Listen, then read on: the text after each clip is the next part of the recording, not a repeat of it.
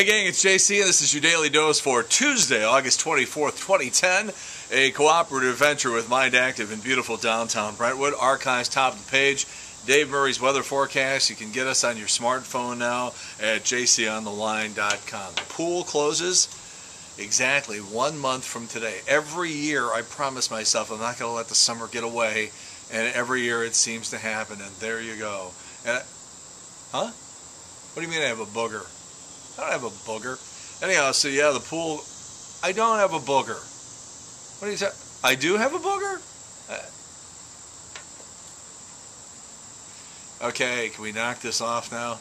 Last week I came out here. I never really come out in the sun anymore without some sort of sunblock on. And a little clump of Aveeno Sunblock 30 got stuck on the end of my nose, and I'm still getting booger email. Excuse me.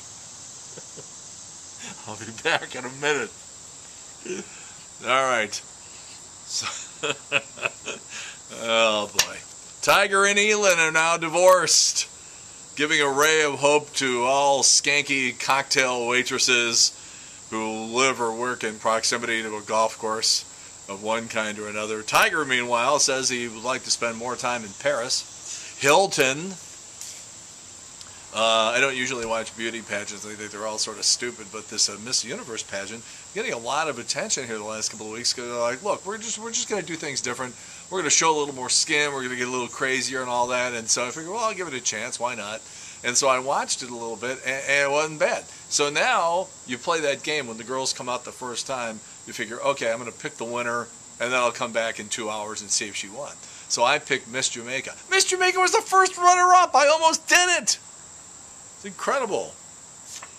In her upcoming movie, Miley Cyrus loses her virginity, smokes pot, kisses a girl, and gets a Brazilian wax. Yeah, it's a documentary. The most popular dream job in America, in third place with 13%, it's a tie, rock star or president. Why anybody would even want to be the president of the United States anymore. Remember we were little? You know, even John Cougar sang about it, John Mellencamp. You know, it's like, you know, someday you're going to be the president, but those dreams sort of came and went. You know, everybody wanted to be the president. They said when you're little, you could grow up to be the president. That's what's great about America. Who would want that job anymore? 13%, rock star or president. That's a tie. Never the second place with 29%, pro athlete.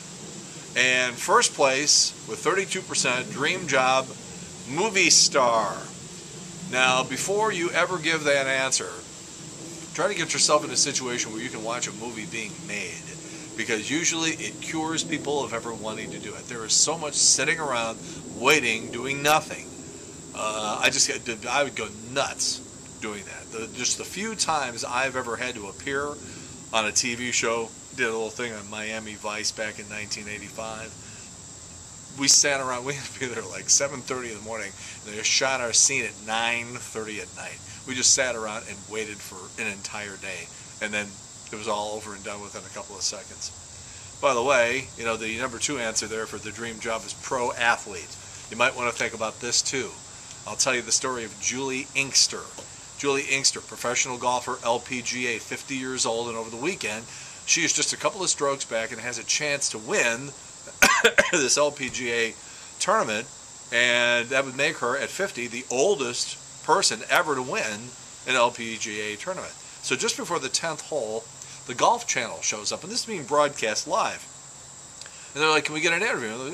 You know, I'm in the middle of the game here, in the middle of the match, but sure, I'll talk to you.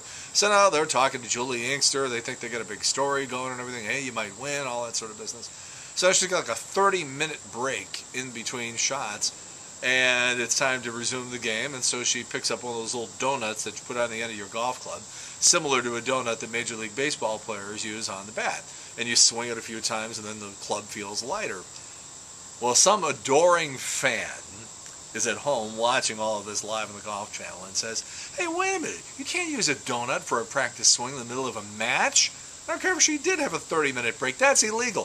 So she emails the LPGA. And when Julie Inkster comes into the clubhouse thinking, hey, I got a chance to maybe win this thing, they're like, you're disqualified. There's your adoring fans. Be happy with the job you got. A nail salon in Lithonia, Georgia is charging more to their fat lady clients because they've been breaking the chairs. Seems fair. Mentioned that I had a conversation with Super Dave Osborne last week. He gave me a call. We hadn't talked in a year or two. He's going to do another season of Curb Your Enthusiasm. Speaking of which, Cheryl Hines, who plays Larry David's hot wife on the show, is getting divorced. She is 44 and looking good. She will go quickly. She will go very, very quickly. She's gone already. The White House says President Obama prays every day. Fox News says, yeah, 5 times a day. This is one of those stories where you look at it and you go, what? How can this even be? Kids who take driver's ed courses have 4 times more accidents than the kids who don't. The researchers think that it's because the kids who take driver's ed get their permits earlier, they start doing driving earlier, and their brains aren't hooked up to anything yet. Study out of Michigan State says energy drinks have up to 15 times more caffeine than a can of Coca-Cola. Anderson Cooper has been offered $1 million to lose his gray hair and become a spokesperson for an outfit called Go Away Gray, hair color stuff. Comedian Carrot Top has received the same offer to make his red hair go away, but then for him to actually go away too. Bono had back surgery a while back, and now he's talking about it, and he said he was really afraid that he was going to be crippled for life and that he would have lost the use of his left leg. The German doctors came along and fixed them all up. I've had 2 back surgeries, one in 1990 and another one in 1995. My head was going to be ready to fall off. Dr. Robert Grubb, G-R-U-B-B, at Barnes Jewish, is the miracle worker. If you need back surgery, go see him. Tori Spelling's husband just became an American citizen. See? Just another example of a foreigner willing to do something other Americans won't. All right, it is Celebrity Tuesday, and today we are going to talk about Dennis Miller, formerly of Saturday Night Live. Now, I emceed 3 or 4 shows of his out of the Westport Playhouse over the course of a couple of years. Then he did another show with the students at Washington University. I emceed that. Then he did another one. I think it was at the Fox Theater. I emceed that too. So I'd really done a lot of hanging around with him, hanging around backstage, a lot of TV interviews that we would do in the lobbies of hotels that he was staying in before the show, try to sell some tickets for him. Did another handful of satellite interviews and easily another half dozen phone interviews. So I really got to know Dennis Miller over the years. And when he was coming to town, he would either call us or we would call him. We'd set up an interview. And he knew that we were very effective in selling tickets for him. And this was, over like a 15-year span. This guy was just moody as shit. And that's all I can tell you. You'd be talking to him and he would just, like out of nowhere, change moods on you or take something the wrong way. And you'd be sitting there going, what are you talking about? That's not what I meant. And then you'd talk to him 6 months later, he'd be the perfect gentleman. So you never knew what you were going to get when dealing with Dennis Miller. Now keep in mind, over the same, 15-year period, we'd be doing stuff with, Dana Carvey in the studio, and Mike Myers in New York, and Kevin Nealon in the studio here in St. Louis, and Phil Hartman, and these guys were all just great, just absolutely fantastic. Even Janine Garofalo, who was on Saturday Night Live back, I think it was in the early 90s, was just an absolute sweetheart to work with. But Dennis Miller, nah, he had to get creepy with us all the time. So this was back, I'm going to say 89, 90, somewhere in there. And I'm doing an interview with Dennis Miller and Lorne Michaels together. Lorne Michaels, the producer of Saturday Night Live. And I started asking Lorne this question about back in 1975 and 76, the first 2 seasons of Saturday Night Live. I'm asking Lorne about the fact that there were a lot of big cities, like Detroit, for example, that did not carry the show. And Dennis Miller was like, what are you talking about, man? Where are you getting stories like that? He's getting at me about it. And then Lorne's like, no, Dennis, he's absolutely correct. And Dennis Miller did, what? And then he shut up for a while. Of course, he got his show canceled on HBO, then he went on Monday Night Football, that didn't work out. He sort of reinvented himself as a conservative talk show host as the exact opposite of what he always was for the whole first 9/10 of his career. And I'm always incredibly suspicious of somebody who is one thing and then has some sort of like epiphany and turns into the polar opposite of what they used to be.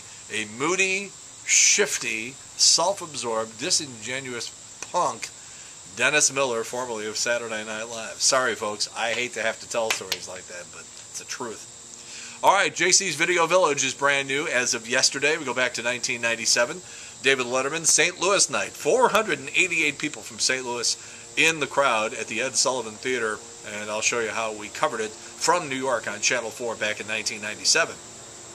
JC's Wayback Machine, Jamie Allman, investigative reporter, and a very overblown, dramatic promo on Channel 4 from the late 90s. That's the Wayback Machine.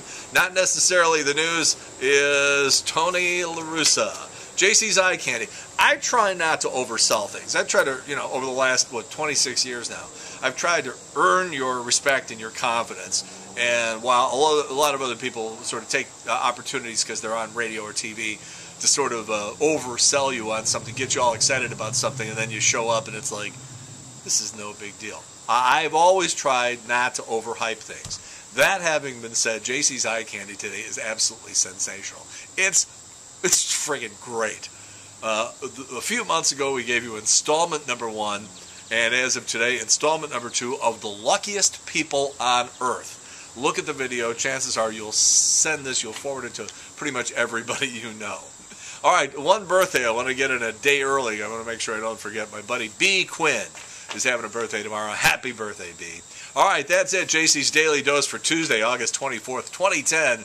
A cooperative venture with Mind Active in beautiful downtown Brentwood. Humidity is down today. We're enjoying our 15-month paid vacation. Boy, they sure showed me a thing or two. Sure taught me a lesson. They put me in my place. They rolled me out like carpeting. They flipped me like a cheese omelet.